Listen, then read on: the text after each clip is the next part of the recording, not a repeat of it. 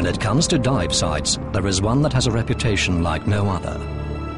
In the barren Egyptian Sinai desert, near a small village called Dahab, lies the natural wonder called the Blue Hole. This wondrous place has the ominous reputation of being the most dangerous dive site in the world.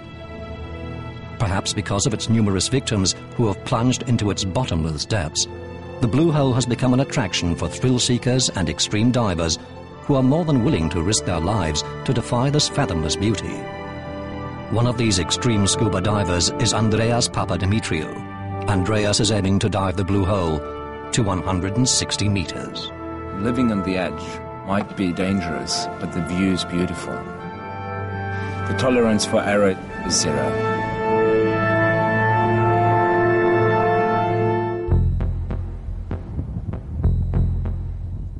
Andreas is not your average diver. Trained as a PADI open water instructor, he lived and worked in Egypt and knows the Blue Hole like the back of his hand. You get to the level where there's nothing more you can learn. So the next step was doing trimix. The fascination is based on two things, a dry part and a wet part. The dry part is all the preparation, all the planning, all mixing gases. So it doesn't do anything, yeah? So we go for the 100? Since that's 100% oxygen, you're always aware of fire. It's heating up very fast. Even an aluminium tank can burn. Needless to say, a deep dive involving many different mixed gases demands a thoroughly calculated dive plan in which not even the slightest deviation can be allowed. How high the risk is on the actual dive you do depends very much on you. A high-risk dive like this is not done alone. Andreas will need a backup team to do this dive. His girlfriend, Susanna, will be in charge of the team. Luckily enough, she can read his handwriting. How risky these deep dives are is demonstrated by a recent tragedy.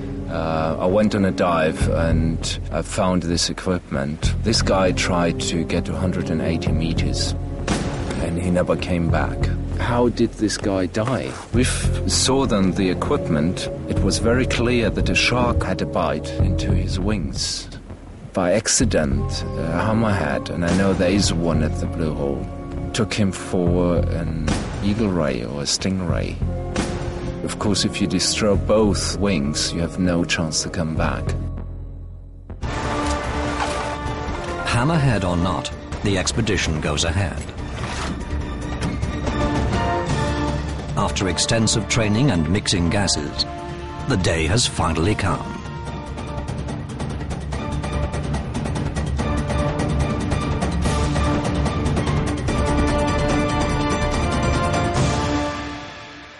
First, the emergency procedures. Petra is going to be in charge of organizing this. Andreas briefs his team extensively. Although all the team members are equally important, the emergency procedures are of the utmost importance. In this case, they seem to need a bit of an Egyptian approach. Keep local police as long as possible out of the picture and don't tell them who was on this dive. Yeah? If they ask you, have you been there? No. Just out of experience, they don't know anything about diving. They tend to mess up things, making a big story. Keep them as much as possible away. And if the Egyptian checkpoint makes a problem, shoot them.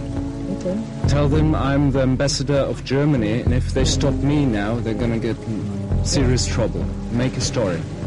Andreas's support diver, Tarek, has arrived and joins the briefing. Now to the dive itself. I'm gonna go straight down from the outside of the Blue Hole, just in front of the arch, until I reach 160. Even though Andreas will only be at 160 meters for a few minutes, it will take several hours of decompression stops before he can leave the water safely. If everything goes completely pear-shaped, maybe I ask you, bring me 100%, which means this tank. When I'm on 100% oxygen down there, I need somebody to watch me all the time. We talk about oxygen toxicity here.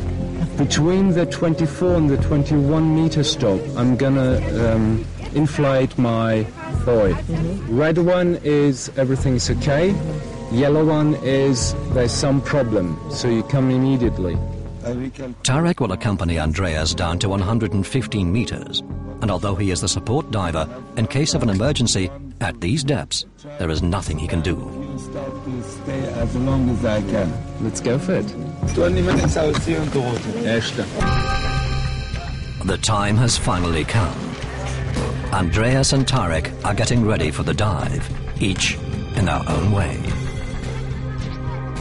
Both are concentrated. Every piece of equipment is checked and double-checked. Tarek has entered the water and is getting into position. He will go down first.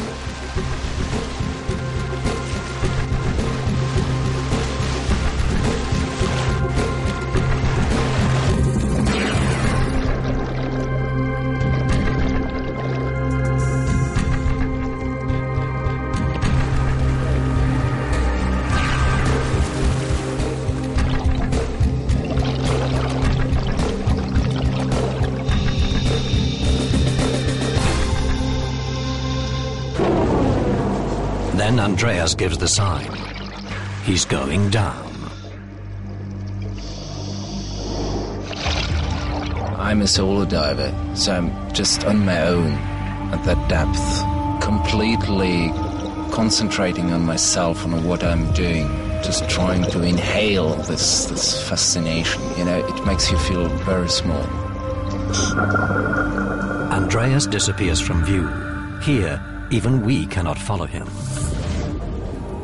On shore, the tension mounts. We're seeing bubbles in the middle now, but we're not sure whether that's Andreas or Tarek. Could be either of them. But we're expecting the boy in about 4 minutes now. But minutes seem to last for hours. Yeah. Then finally, relief. It's a red boy. It's good. Yet this dive is far from over. On shore, there's a problem.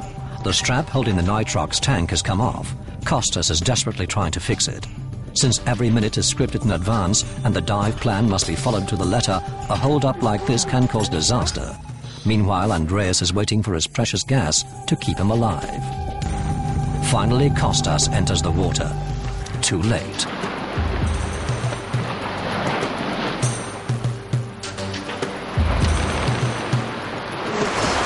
Yes, only 3 minutes left. I think he's a little bit late. With seconds to spare, Andreas finally gets his new tank.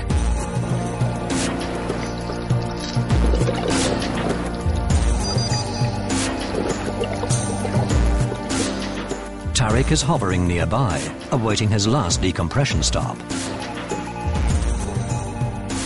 Believe it or not, Andreas has asked for this tea. To counter the effects of dehydration, Andreas takes hot tea with him in a drinking bag, which has been made specifically for this purpose. Can you take the tea with you? He has just ordered some more tea. Andreas gets another nitrox tank, and as ordered, his tea.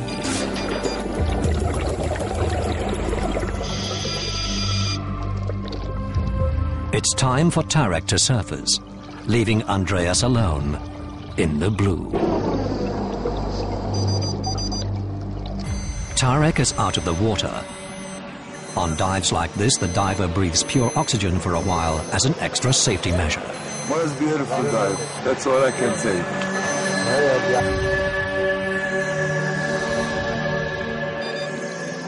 Then, after hours in the water, it's time for Andreas to surface. Even the last few centimeters are done cautiously.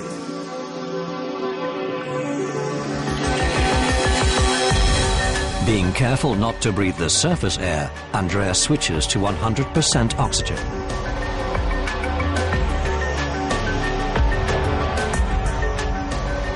By the look on his face, the team members can tell that this has not been an easy dive. Has there been a problem?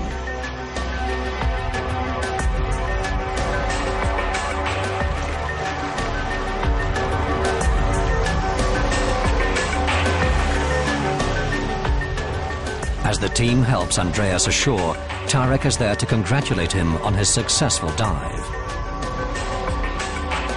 But what is the problem? Did something go wrong? Were the calculations incorrect? Was it the hammerhead? Andreas is not talking.